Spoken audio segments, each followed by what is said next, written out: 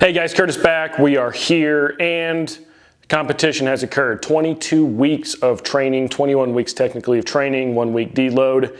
Competition day occurred. I'm not going to really waste your time at the beginning of this. I'm just going to jump straight into it. I'm going to be giving you both the competition footage. Some of it is kind of incomplete. It was really difficult to film there. And in between each event, I'll tell you what I think I did well, what I think I need to improve on, and some observations and some lessons learned. So with that, let's just jump straight into the footage, and I'll see you guys right back here for the wrap up.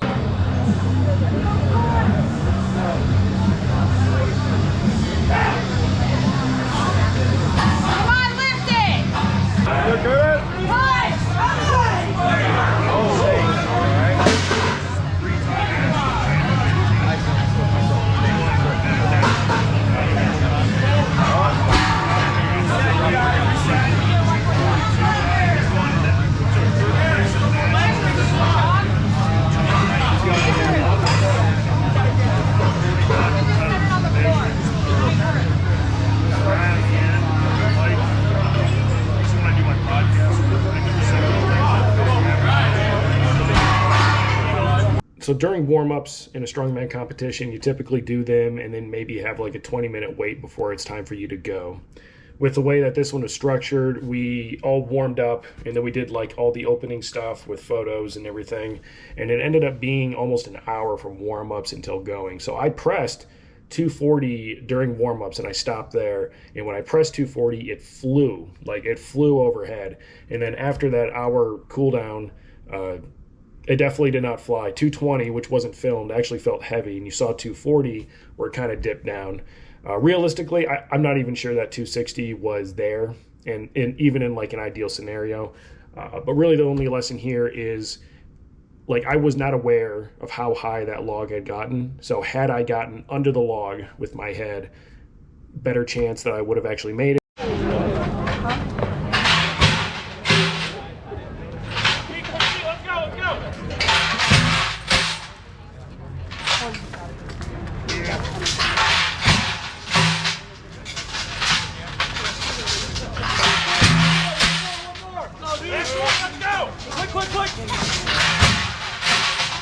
So with Fingal fingers, you can't see it in the video because the guy that took video for me, he pressed it like a little bit late.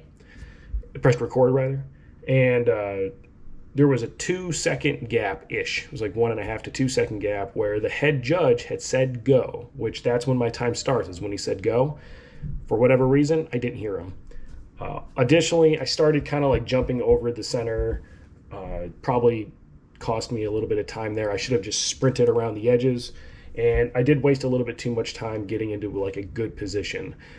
On an event like this where the Fingal finger is light, realistically you just got to get in there and go fast. Like, you just got to push at it aggressively and go fast, and I definitely didn't come at it as aggressively as I should have.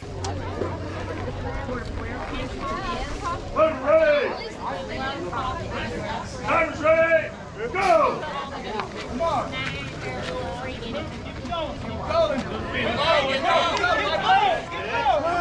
Come on! There you go!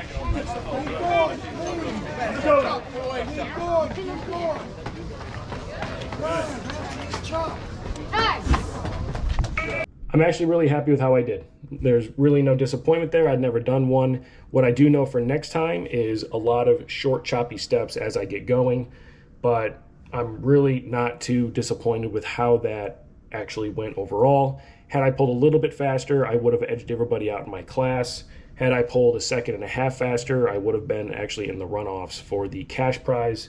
But it was a ton of fun. I loved it. But I do wish that that truck was a little bit further away, because I did smoke my face on the back of that truck right at the end of the pole. Ready? Ready. Go!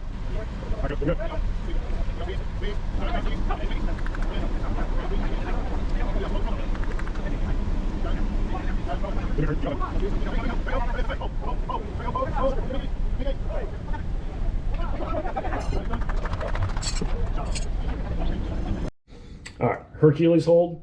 I think that the biggest thing I can learn, I'm scrolling through here as I'm talking to you. One is if I think I'm going to have to be in a third world squat because the handles are so low, getting that squat to begin with. The only reason I had to be in a low position for this is because the actual straps were so short, because the vehicles were so close together. And had I just started in a third world squat, I wouldn't have had to adjust. That could have potentially gotten me a couple extra seconds. What I'm proud of that I did is that I did not let go. So the last time I had a Hercules hold was actually with Lee Woody in 2017. And I remember, like, I got to the point where I was about to fail, and I was like, I'm just going to let go so it doesn't, like, hurt me or something. But this time I was actually able to let go. And then I kind of went lizard brain and forgot to let go of the other handle. Ready. Go. Come on, get your arms over. Page back. There you go. You good? You need more, babe? Ready. More sheets. Arms on the power. I don't know, let them Go. go. Go, babe. Easy. Come on. Right, wait. Up. There you go. Come on.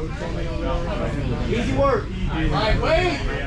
Hey, come on. You got back here. Come on. Please, there you go. 20 seconds left. There you go. Last one. Let's see it. Come on. Come on, Paige. Please, there you go. Easy. Explode. Nice. I used to be really decent at stones. This was nowhere near a difficult weight for me. I've loaded a 330-pound stone to like a 50-inch platform. So I don't know where this came from, but I have not trained stones in about a year. Actually, I haven't trained stones legitimately since my shoulder surgery. So probably should have trained stones. I did use a sandbag. I don't have any stones here right now. I haven't made any, mainly because I'm lazy. But really what it comes down to is just aggressively getting to each stone and getting that load. Additionally, don't try to one motion it if I don't have it. So that first stone, I tried to one motion and I had to come back down, put my hands over the top, and then extend. So if I don't have a one motion, don't do a one motion.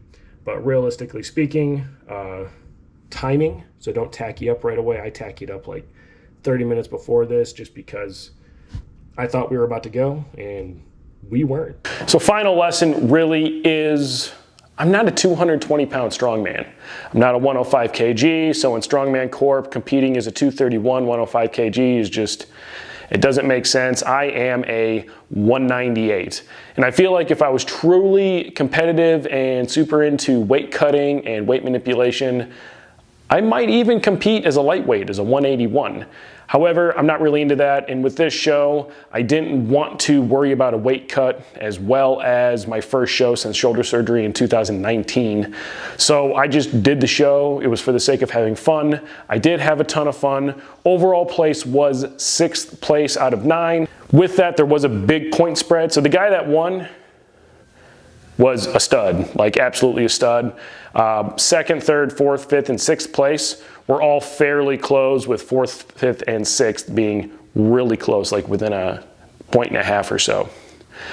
What I did do, just out of curiosity, is I did drop exactly my numbers down into the 198 class just to kind of see how I potentially could have done had I competed as a 198, and bouncing the scores that I got against what the 198s got, and the 198s did the same weight that I did, I would have finished in 2nd place. However, it was by 1 point, and the 198s were actually on the Pitbull log, which is the same log I have here, and I do feel that I could have probably matched or beaten my old PR on that. I think that the 20-pound jump from 240 to 260, I think that my true max is somewhere in between there. Theirs could have been a 245 to tie for first, in which case me in first place would have tied, or potentially, well, I guess that's kind of best case scenario because the weight above that is 265, and as we saw, 260 wasn't going to go. So there was the potential to tie. Additionally, if I had not missed my go command on the Fingal's fingers, I could have improved my standing just a little bit. But that's been it for this video. There will be another video coming out shortly. I'll be talking about how I'm going to be doing my next cycle, what I'm going to be training for, so be looking for that. Until then, I appreciate each and every single one of you guys that watch every week, and remember, when it comes to your garage gym training, always keep it better, awesome, and of course, badass. I'll see you next time.